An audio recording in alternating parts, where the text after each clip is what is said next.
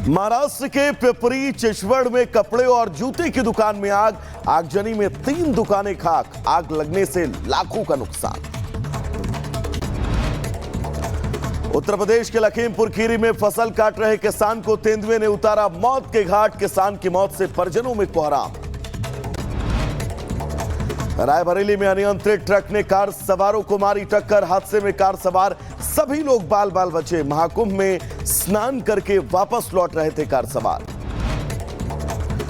उत्तर प्रदेश के बुलंदशहर में अनियंत्रित होकर पलटी तेज रफ्तार ट्रैक्टर ट्रॉली, हादसे में ट्रैक्टर के नीचे दबने से चालक की दर्दनाक मौत।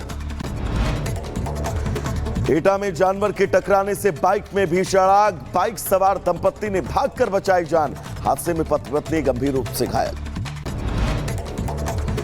मैनपुरी में तेज रफ्तार का कहर, 2 बाइक की आमने सामने टक्कर, हादसे में बाइक सवार 5 लोग गंभीर रूप से घायल। मध्य प्रदेश के गुना में श्रद्धालुओं से भरी ट्रॉली पलटी, 25 से ज्यादा लोग घायल। राजस्थान के 12 में दर्शन करने जा रहे थे श्रद्धालु। ग्रेटर नोएडा में पुलिस और बदमाशों के बीच मुठभेड़, पुलिस ने 3 बदमाशों को गिरफ्तार किया। मुठभेड़ के दौरान गोली लगने से 2 बदमाश घायल। गाजियाबाद में गौ तस्करी से पुलिस की मुठभेड़, 2 गौ तस्करों के पैर में लगी गोली, आरोपियों के पास से गौकशी का सामान भी बरामद किया गया। रामपुर के बिलासपुर में जमीनी विवाद में समाजवादी पार्टी के नेता अनस खान पर कार्रवाई की मांग, एसपी ने अब इस पूरे प्रकरण में जांच के आदेश दिए हैं। मैनपुरी में दबंगों के हौसले बुलंद, तमंचा लहराने का वीडियो आया सामने, पुलिस ने आरोपी युवक के खिलाफ मामला दर्ज किया। उत्तर प्रदेश के बुलंदशहर में पुलिस का ऑपरेशन लंगड़ा जारी, मुठभेड़ के दौरान बदमाश अनस के पैर में लगी गोली, पुलिस ने तमंचा, जिंदा खोखा कारतूस और बाइक बरामद की। बलिया में जमीन विवाद में 2 लोगों का मर्डर, मौके पर पहुंचे डीआईजी ने मृतक के परिजनों से की मुलाकात, आरोपियों के जल्द पकड़े जाने का भरोसा दिया। झूठ, फरेब, भ्रष्टाचार, परिवारवाद, तुष्टीकरण, सबका गालमेल था।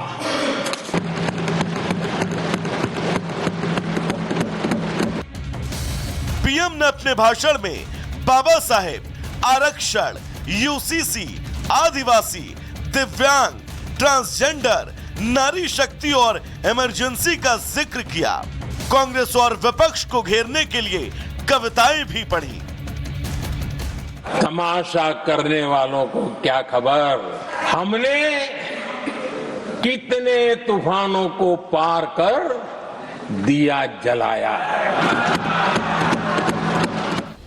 पीएम मोदी के स्पीच को बीजेपी और उसके सहयोगी दल शानदार बता रहे हैं, जबकि कांग्रेस को पीएम मोदी की स्पीच रास नहीं आई।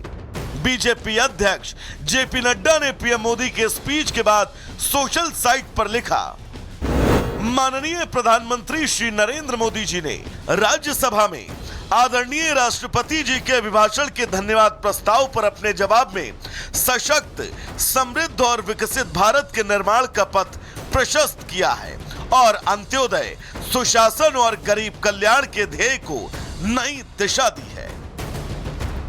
बीजेपी की सहयोगी पार्टी लोक जनशक्ति पार्टी के नेता और केंद्रीय मंत्री चिराग पासवान ने भी पीएम मोदी की स्पीच की जमकर तारीफ की। ये सवाल हम लोग के मन में कौन देते कि भैया कब तक will be a developing nation, कभी तो हम लोग एक विकसित देश बनेंगे ना। उस विकसित देश को बनने का लक्ष्य हमारे प्रधानमंत्री जी ने तय किया, जिसके लिए एक के बाद एक नई सीढ़ियां हम लोग चढ़ने। ये कोई मामूली उपलब्धि है कि एक सरकार 3 बार चुन के आ जाती है, कोई मामूली बात है कि हम लोग दुनिया की 5वीं सबसे बड़ी अर्थव्यवस्था बन जाते हैं। वहीं कांग्रेस नेताओं ने पीएम मोदी के स्पीच पर कटाक्ष किया। बिल्कुल उनके बातों से और उनके उस बयान से पूरा हम कहते हैं कि सदन संतुष्ट नहीं हुआ। सारा विपक्ष उनके उस भाषण का एक तरह से विरोध किया है। प्रधानमंत्री इतिहास तोड़ मरोड़ योजना और प्रधानमंत्री कांग्रेस बदनाम योजना, इसके सिवा और कुछ था ही नहीं। सिर्फ कांग्रेस को निशाना बनाया कांग्रेस को बदनाम किया, इतिहास तोड़ मरोड़ कर उन्होंने इतिहास सदन के सामने रखा। तो बजट सत्र में वार पलटवार और तकरार का दौर जारी है। विपक्ष सरकार को घेरने की कोशिश में जुटा है, लेकिन सरकार की फुल प्लानिंग और पीएम मोदी का फ्रंट फुट पर खेलना विपक्ष की रणनीति पर हमेशा भारी पड़ता है। Bureau report, Republic Bharat. तो चलिए गुड मॉर्निंग भारत में आगे बढ़ेंगे और बात समाजवादी पार्टी के सर्वे सर्वा अखिलेश यादव की करेंगे, जो इलेक्शन कमीशन के लिए कफन लेकर पहुंच गए। दरअसल मिल्कीपुर में हुए उपचुनाव और इस उपचुनाव में धांधली के आरोपों के बीच अखिलेश यादव का ये पैतरा क्या ये दर्शाता है कि अखिलेश यादव मिल्कीपुर उपचुनाव में अपनी हार मान चुके हैं। और दर्शकों, सबसे दिलचस्प ये, जब अयोध्या यानी कि फैजाबाद की सीट पर लोकसभा में समाजवादी पार्टी की जीत होती है तो ये इलेक्शन कमीशन बहुत शानदार रहता है, लेकिन जब मिल्कीपुर उपचुनाव के नतीजे और उससे पहले जो रुझान सामने आ रहे हैं उस पर अखिलेश यादव अब सवाल क्यों खड़े कर रहे हैं, रिपोर्ट आपको दिखाते हैं।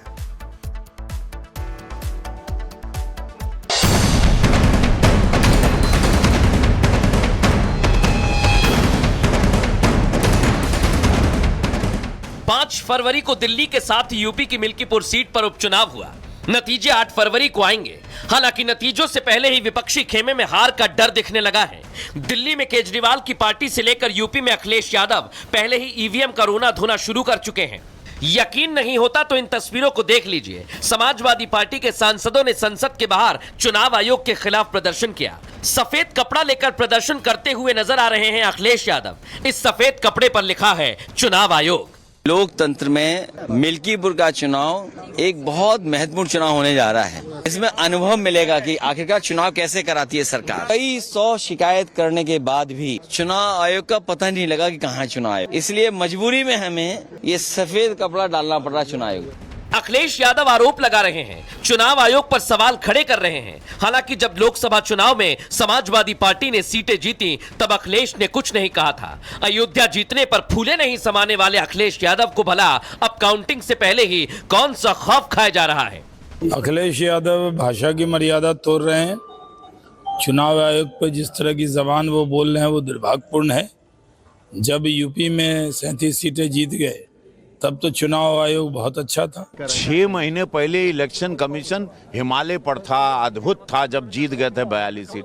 आज वो मर गया, 6 महीने में ही मर गया। नाक का सवाल बनी मिल्कीपुर पर वोटिंग से पहले भी माहौल गरमाया था, वोटिंग के बाद भी बवाल जारी है। 8 फरवरी को ना जाने क्या बखेड़ा होना बाकी है। राजधानी दिल्ली की बात करें तो कई एग्जिट पोल में बीजेपी सरकार बनती दिख रही है। 27 साल का सूखा खत्म होता देख बीजेपी खुश है तो आम आदमी पार्टी सिर्फ फुटअव्वल से गुजर रही है। जिस राज्य में हारते हैं या हारा हुआ खेल इनका होता है तो ये ऑपरेशन लोटस शुरू कर देते हैं। दिल्ली में चुनाव हार रहे हैं और जब ये देख रहे हैं कि हम चुनाव हार रहे हैं तो इन्होंने 7 हमारे विधायकों को 15-15 करोड़ रुपए के ऑफर दिए हैं। देखिए, संजय सिंह जिस प्रकार का बयान दे रहे हैं वो निहायत ही घटिया बयान है और ये आम आदमी पार्टी की राजनीतिक नौटंकी बाजी है। अब जब उनको दिखाई दे रहा है कि दिल्ली से वो बेदखल हो रहे हैं तो वो इस तरीके के अनर्गल आरोप लगा करके अब दिल्ली के साथ जो 10 साल उन्होंने दुर्दशा की उसकी जिम्मेदारी से बचना चाहते हैं। लेकिन दिल्ली की जनता अरविंद केजरीवाल को और आम आदमी पार्टी को और उसके नेताओं को कभी भी माफ नहीं करेगी। तो कोई पार्टी किसी को क्या पैसे ऑफर करेगी मुझे नहीं समझ में आ रहा है। हाँ, ये कह सकते हैं कि हमारे लोग